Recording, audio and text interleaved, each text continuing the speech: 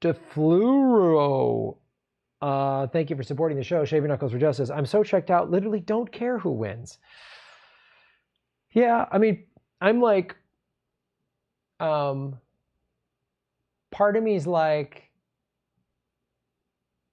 I kind of want Biden to win in a sense so that I can go, A, they'll stop blaming us. And then I can go, okay, there you go. And when Biden's being a fascist, are you going to call him out? Because he said he's not going to defund the police. He said shoot him in the leg. He was the vice president when Obama dropped more bombs than Bush. He wrote the Biden crime bill. I want to see there when these dumb neoliberals go, what? You're going to go back to sleep? You're going to go back to brunch when Biden's your president?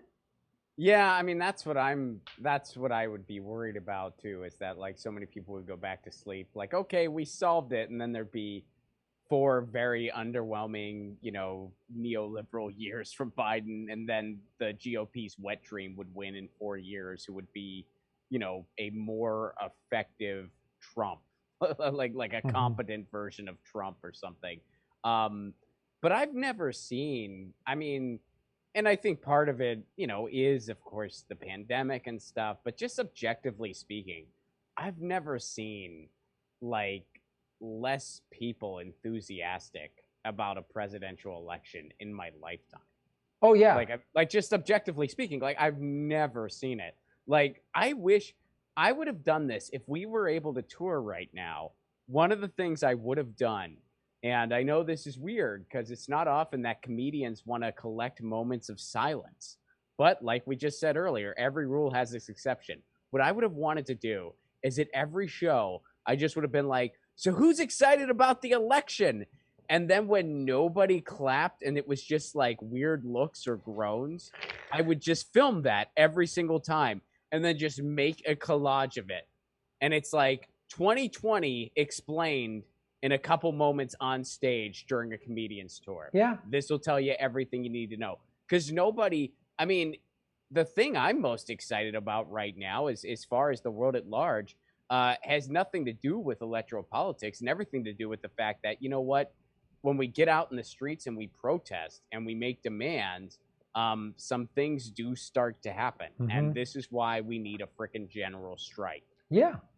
No, look, in 2 weeks, Minneapolis and Seattle, 2 sizable cities, have just said, Minneapolis is like disbanding the police, and Seattle just is defunding them and banning weapons, and like in 2 weeks, that's like nuts. It's not like, well, it was a referendum and then they passed it and then it was put on a ballot and hopefully next November. Like, no, man. Yeah, there's a big list of everything that's happened. And yeah, we still have a very, very long way to go. Don't get me wrong. But when you look at, I know they did, I believe they did something in like Dallas where you have to, you have to interfere if an officer is using excessive force now. If you're another officer, you can't stand by and watch. We still have a very, very long way to go to systemic change. I'm not trying to oversell what's happening, but it's very telling that in decades of this nonsense, people have finally said, we've seen more change in the past 2 weeks than we've seen in decades. I know. Because so many people were like, this is it. We've reached our breaking point. We're not taking it anymore.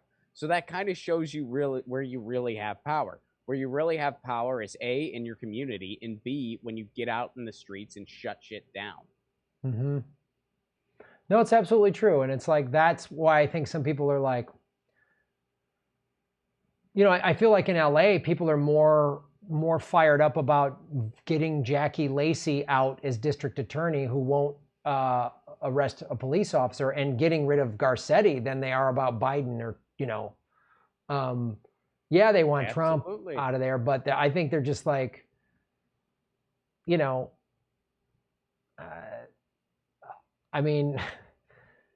and well, no matter what happens, as far as the White House is concerned, no matter what happens, all I'll be doing personally is just preparing for a different non-ally. You know, Right, I mean, it's just a different enemy, and they're not. You know, I mean, if Biden wins, what does that mean consequentially? If Trump wins again, what does that mean consequentially? You know, I mean, they're just different types of enemies, and it's like, okay, how do we handle this? So whatever happens in November, and I think Trump's likely going to win. I do think Biden's chances have increased some due to everything that's happened. You know, like the whole martial law thing, and you know, threatening your own people. That usually doesn't sit well with voters. But like, I still think Trump will likely win. But it's just one of those things. Either way, we don't have an ally when it comes to climate change. We don't have an ally when it comes to systemic change at all. You know, they're you know, just two plutocrat right-wing alleged rapists. So it's just going to be a different type of preparation. So it's, you know, all these people who are like really, really rah-rah Biden and are real excited. I'm just like, look, you know, I'm going to have an easier time in November than you do because chances are your boy's going to lose. And I'm at least prepared for the worst no matter what. I'm just prepared. I'm not going to be happy no matter what happens. So I'm just preparing for each enemy. Yeah, I mean, that's the thing too. And it also, people are kind of waking up to the fact that like, oh, we just changed the funding for the police in our city. We went to our city council member, and that has nothing to do with the White House. I mean, I was at this protest Saturday in Echo Park that was put on by Black Lives Matter and the DSA. And first of all, it was peaceful, no cops to be found. There was a police helicopter that was over the whole time, no cop cars. It's so weird how that always happens. I mean, I was in Hollywood and in the West Hollywood, the march on Sunday, and cops stayed away, and it was totally peaceful. Everything I've been to in Pasadena, cops stayed away, totally peaceful. The one time things got a little dicey, it was totally peaceful until the cops showed up. It's so weird. Weird. It's weird. I'm noticing a trend. I don't know. I can't seem to connect the dots here. But one of the things that the organizers did that was very effective. So it was in Ocean Park or Echo Park, and they had people speak. They had some homeless people speak. One of them I ended up interviewing later, which was cool. They had, you know, people from Black Lives Matter. They had this Latino activist speak about how there was a neighborhood that said no to the police, and the community started handling disputes and crime and how it's effective. And like the women, the Latino women in the neighborhood would, when there was like gang violence, the women were like, we're going to talk this out. They didn't show up and nightstick and like diffused rival gang disputes and stuff like that. And, you know, somebody sang, it was, and then we marched around Echo Park. And the march ended in front of the 13th District of Los Angeles council member's office. And I was like, that is brilliant, because I'm assuming a large portion of the people on that protest live in that neighborhood. And now you just went, here's your councilman. And I'm sure there was a handful of people going, oh, this is my guy? Okay. And then they said, and now tape your signs up, because there's like a metal, like a gate in front of the office. Right. No defacing, no graffiti. Everybody tape their Black Lives Matter, white silence equals violence. Like everybody tape those signs up. And I put the photo on my Instagram page. My Instagram's at Graham Elwood, anybody's watching. And it was powerful. And I was like, and it was so effective, because when I'm watching all the speeches earlier, I was like, okay, these are great, but what do we do? What's the action? How do we, you know, protests are great, but we need action. And they did it.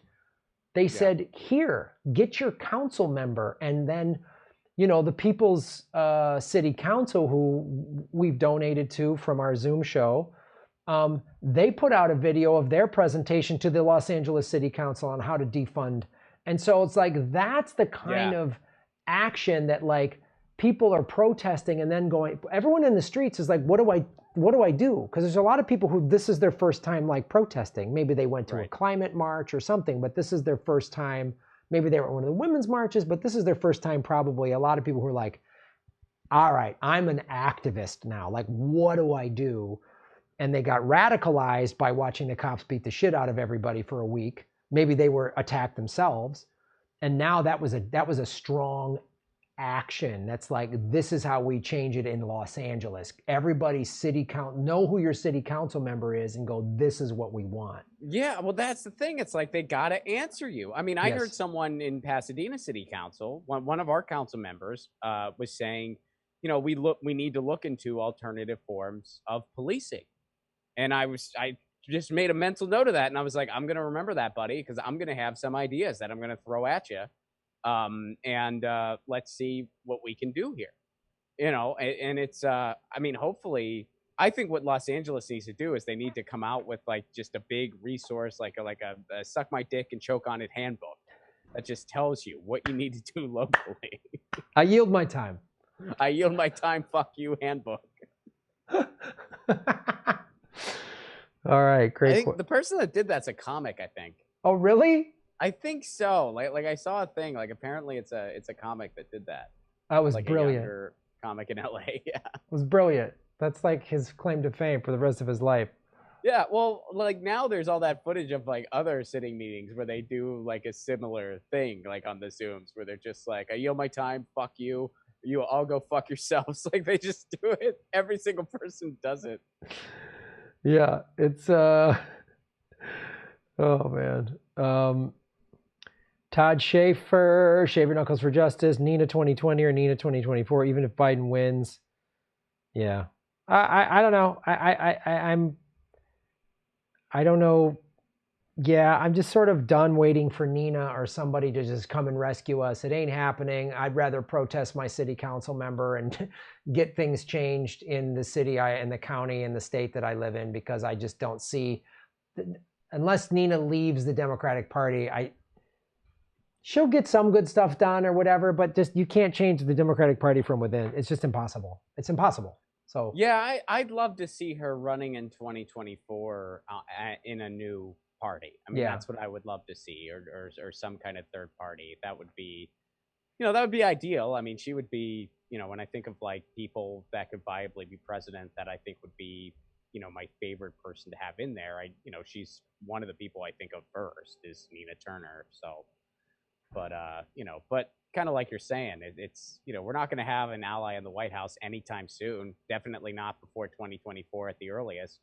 So it's time to start making some alternative plans. Can you imagine if somebody like Nina or Bernie, all left and defected and started moving for the People's Party?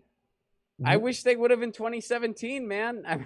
I mean, I really wish they would have. No one said yes. That would be the battle cry during these protests, because everyone would be like, yeah, Biden or Trump? No fucking way. We're going movement for a People's Party. Yeah. It was. Oh, man. It would have been the perfect convergence for all of this. If we had an alternative viable option to this two-party duopoly right now that was gaining momentum, that had leaders, not just in politics, but like, intellectual leader, like a Cornel West, a Chris Hedges, Jill Stein, those types of people marching, Nina Turner, so many people would mobilize to that right now. So many people would be like, yes, this is our electoral vehicle. Mm-hmm. And that person, if there was a presidential candidate, they could potentially take the White House. Yes. And God, I wish 2017. I mean, that was when that was when that movement started, when those petitions were delivered, and Bernie said no, and everybody else who was asked said no. Yep. Ugh. Hey everybody, like, share, and subscribe. Hit the bell notification button and the subscribe button, even if you've done it before, because they're unsubscribing, many of you, every day. Watch the ads all the way through. If you click skip ad, I don't get paid. Also, support us at patreon.com/Graham Elwood or rockfin.com/Graham Elwood. Rockfin.com is a blockchain cryptocurrency platform. All my videos are on Rockfin ad-free. Thanks for watching.